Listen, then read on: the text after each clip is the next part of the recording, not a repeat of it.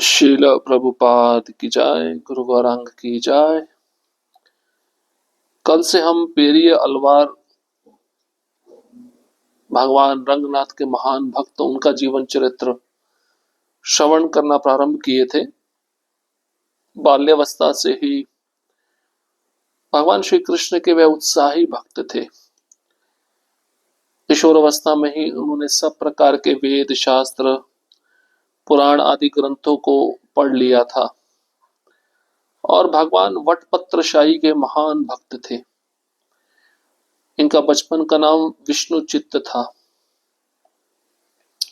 और इनके मन में जिज्ञासा उठती थी कि सही ज्ञान क्या है, उत्तम ज्ञान कहाँ से प्राप्त किया जाए, अपना आत्म कल्याण कैसे किया जाए।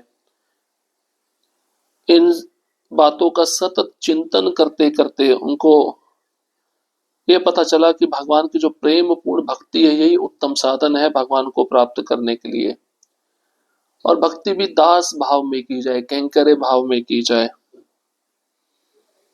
तो इनकी एक महान सेवा थी, भगवान को पुष्पमाला बनाकर रोज अर्पण किया करते थे। तुलसी का जो बगीचा था उसका ध्यान रखते थे, उसको सींचते थे, उसका रक्षण करते थे। साथ ही साथ भगवान के पुष्पमाला बहुत सुंदर रूप से बनाते थे। ऐसी पुष्पमाला जो अलग अलग सुगंधित पुष्प होते हैं उसको गूंथ कर उसको विशेष प्रकार का माला बनाकर भगवान रंगनाथ को जब अर्पण करते थे तो इनको बहुत प्रसन्नता होती थी। और बताया गया है कि बाहरी लोगों से इनका कोई संपर्क नहीं था और बाहर के लोग जब इनको देखते थे तो इनके प्रति बहुत आदर भाव रखते थे। अब राजा श्री वल्लभ देव जो समय के पांड्या श्री वल्लभ देव राजा थे, मदुरई नगरी के बुद्धिमान विद्वत्ता भगवान के प्रति भक्ति भाव रखने वाले राजा, इनके विषय में भी एक सुंदर कथा है, उसको हम सुनेंगे। एक रात राजा अपने गुप्तचरों व मंत्रियों के साथ वेश बदलकर अपने राज्य में यह जानने के लिए घूम रहा था कि जनता के राजा व सरकार के विषय में क्या विचार हैं। राजा ने एक सराय के बाहर चबूतरे पर एक साधु को सोते हुए देखा। राजा के द्वारा साधु का परिचय पूछे जाने पर उन्होंने बताया, मैं शास्त्रों व महाकाव्यों में विद्वत संस्कृत का पंडित एक ब्राह्मण संत हूँ। मैं बनारस का हूँ और रामेश्वरम जा रहा हूँ। राजा उत्तर दिशा से आए उस संस्कृत पंडित से प्रभावित होकर बोले, आप धन्य हैं, जाति में ब्राह्मण तथा वेदों का व्यापक ज्ञान होने के साथ साथ आप देश भर के तीर्थों व सांस्कृतिक शैक्षिक केंद्रों की भी यात्रा कर रहे हैं। मैं आपको बुद्धि व ज्ञान में पूर्ण विद्वान मानता हूं, क्या आप मेरे लिए किसी उत्तम श्लोक का उच्चारण करेंगे। अब पहले के राजा क्या करते थे, भेष बदलकर राज्य में घूमा करते थे कि राज्य के नागरिक ठीक से कार्य कर रहे हैं या नहीं कर रहे, या राज्य के नागरिक राजा और उनके विषय में क्या सोचते हैं, उनके विषय में, उनकी सरकार के विषय में राज्य के नागरिक क्या सोचते हैं। अब राजा जब एक सराय के बाहर चबूतरे पर पहुंचा तो एक साधु को सोते हुए देखा।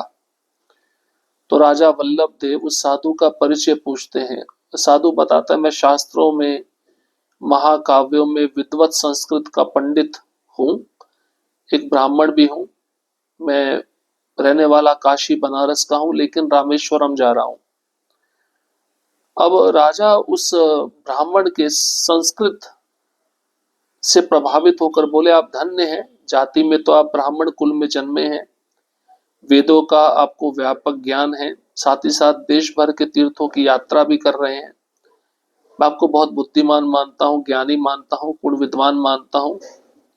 क्या आप मेरे लिए किसी उत्तम श्लोक का उच्चारण करेंगे। संस्कृत पंडित ने उत्तर दिया, वास्तव में मैं कल प्रातः यहाँ के राजा के दरबार में जाने के लिए रात्रि इस शहर में ठहरा था। मैं उनसे विनती करूंगा कि वे मेरी रुचि के किसी श्लोक पर शास्त्रार्थ की व्यवस्था करें। मैंने सुना है कि यहाँ का राजा अत्यंत महान है व उनके दरबार में कई विद्वान होंगे। इसलिए मैं उस अनुपम श्लोक को गुप्त रखना चाहूंगा ताकि कल राजा के समक्ष उसे एक पहेली की भांति प्रस्तुत कर सकूं। यदि आपको वेदांत में दिलचस्पी है तो आप भी दरबार में शास्त्रार्थ के साक्षी बने।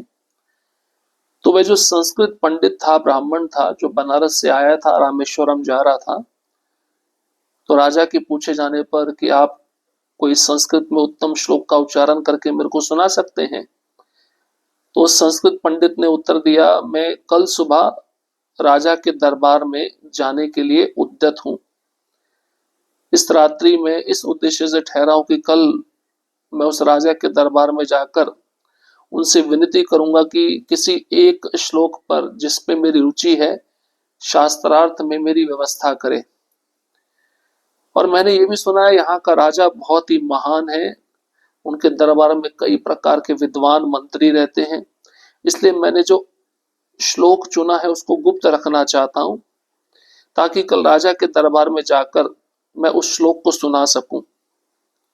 और हो सके तो आप भी आइए उस दरबार में, शास्त्रार्थ के साक्षी बनिए अगर आपको वेदांत में दिलचस्पी है तो। अब इस ब्राह्मण संस्कृत पंडित को ये नहीं पता कि राजा यही है और वेश बदल के आया है। वेश बदले हुए राजा ने उत्तर दिया, आपका विचार उत्तम है, इससे सभी का लाभ होगा, परंतु क्या मैं उसे पहले नहीं सुन सकता? किसी भी ज्ञान को गोपनीय क्यों रखा जाए? नहीं, कुछ भी गोपनीय नहीं है, मैं उसे प्रातः दरबार में खुले में कहूंगा। तत्पश्चात राजा को कुछ दिन का समय दूंगा कि वह सभी पंडितों को दरबार में शास्त्रार्थ हेतु बुलाए। यदि आप इसी समय श्लोक सुनने के इच्छुक हैं तो मैं इसे सुनाने में प्रसन्नता का अनुभव करूंगा।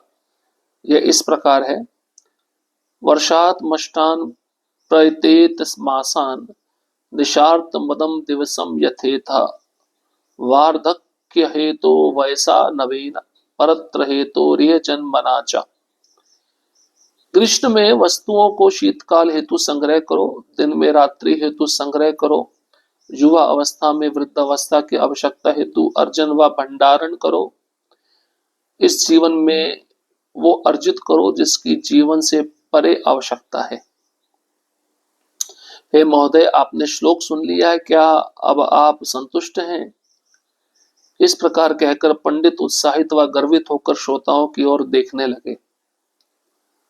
अब राजा जो वेश बदला हुआ था उसने उत्तर दिया, आपका विचार बहुत अच्छा है, आप कल सुबह दरबार में जाकर उस श्लोक को सुनाना चाहते हैं, इससे सभी का लाभ होगा, परंतु क्या पहले मैं इस श्लोक को नहीं सुन सकता? क्या आप ऐसा समझते हैं कि ज्ञान को गोपनीय रखा जाए, दूसरों में वितरण ना किया जाए? तो उस साधु जो ब्राह्मण था उसने कहा, नहीं नहीं, कुछ भी गोपनीय नहीं है, मैं उसे प्रातः दरबार में खुले में कहूंगा और राजा को कुछ दिन का समय दूंगा ताकि वह सभी पंडितों को बुलाए और उस दरबार में मेरे साथ शास्त्रार्थ करवाए।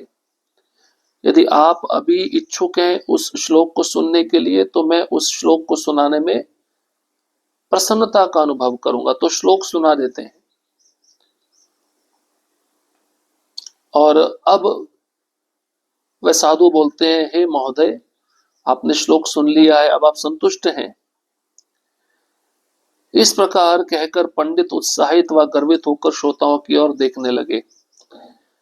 राजा श्री वल्लभ देव श्लोक सुनकर वह उसमें समाविष्ट गहन भावार्थ से अत्यंत प्रसन्न हुए। उन्होंने स्वयं में विचार किया कि इस श्लोक की चतुर्थ पंक्ति के सार पर अपने राज्य के समस्त पंडितों से खुला शास्त्रार्थ करवाए। वास्तव में श्लोक समस्त शास्त्रों का रत्न था। तो जब राजा वल्लभ देव जो वेश बदल के आए थे उस साधु के पास, जब उन्होंने श्लोक को सुना तो समाविष्ट हो गए। श्लोक का जो गहन अर्थ है उसको सुनकर बड़े प्रसन्न हुए।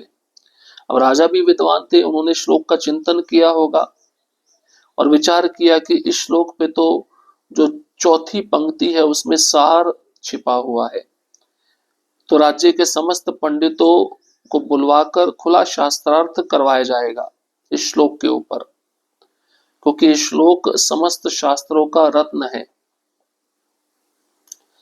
राजा ने बदले हुए वेश में ही पंडित से कहा, हे महान पंडित, इस नगर का राजा दार्शनिक प्रवचनों में रुचि रखता है और आपके द्वारा उनका साक्षात्कार किए जाने पर यह अवश्य ही आपको सम्मानित करेगा। कल ही राजा से मिलने का प्रयास करना। यह कहकर उत्साह व संतुष्टि से भरकर राजा वहां से चला गया। अब राजा जो वेश बदले हुए थे उस पंडित से कहने लगे कि नगर का जो राजा है वो दार्शनिक प्रवचनों में बहुत रुचि रखता है और आपके द्वारा उनका साक्षात्कार किए जाने पर अवश्य ही वे आपको कुछ इनाम देंगे, सम्मानित करेंगे। कल ही राजा से मिलने का आप प्रयास करना। यह कहकर उत्साह व संतुष्टि से भरकर राजा वहां से चले गए। अब अगले दिन ये साधु पहुंचते हैं उस राजा के दरबार में श्लोक सुनाने के लिए और इस श्लोक पर अन्य पंडितों के साथ शास्त्रार्थ करने के लिए। देखा जाए तो ये श्लोक बहुत अद्भुत है। वे कहते हैं कि गर्मी की जो ऋतु आती है उसमें वस्तुओं को, सर्दी की वस्तुओं को इकट्ठा करो। गर्मी के ऋतुओं में दिन में रात की जो वस्तुएं लगती हैं उसको इकट्ठा करो, उसको संग्रह करो। और युवा अवस्था में जो वृद्ध अवस्था की आवश्यक वस्तुएं होती हैं उसको इकट्ठा करो, अर्जन करो। और इस जीवन में वो अर्जित करो जिसकी जीवन से परे आवश्यकता है। मतलब इतना गूढ़ अर्थ है श्लोक का कि इस जीवन में, मनुष्य जीवन में ऐसी चीज को ढूंढो, ऐसी चीज को प्राप्त करो जो किसी जीवन से परे है, किसी दूसरे जीवन से परे है, जो हमें अन्य स्थान पे नहीं मिलने वाली। जैसे भागवतम में भी नारद मुनि कहते हैं ना, ऐसे लोक में जाने का प्रयास करना चाहिए जहां पर जन्म मृत्यु जरा व्याधि नहीं है, दुख दोषानुदर्शनम नहीं है। क्योंकि इस जगत में अगर हम घूमते रहेंगे तो पुनः पुनः जन्म मृत्यु के चक्र में प्रवेश करना पड़ेगा।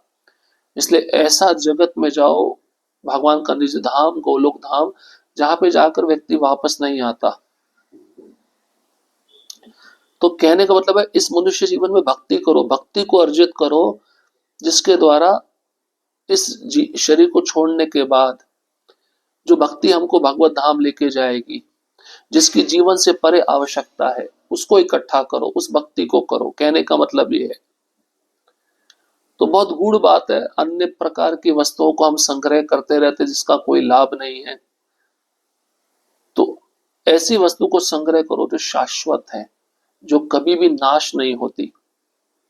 अब इस श्लोक पर शास्त्रार्थ किया जाएगा इस साधु के द्वारा और राज्य के अन्य विद्वान पंडितों के द्वारा। और निश्चित अब राजा समझ गए थे, जो वेश बदल के आए थे बहुत बुद्धिमान भक्त है, और वो इस श्लोक को सुनकर बड़े प्रसन्न हुए थे क्योंकि स्वयं विद्वान थे। श्लोक का जब गहन अर्थ उन्होंने समझा, ये श्लोक तो सारे शास्त्रों का रत्न है।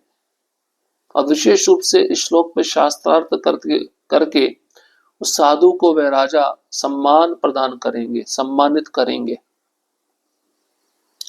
अब ये लीला बहुत सुंदर है। जो बचा हुआ भाग है उसको हम अगले सत्र में पढ़ेंगे। राजा किस प्रकार से शास्त्रार्थ करवाते हैं और साथ ही साथ जो विजय होता है उसको किस प्रकार से सम्मानित करते हैं।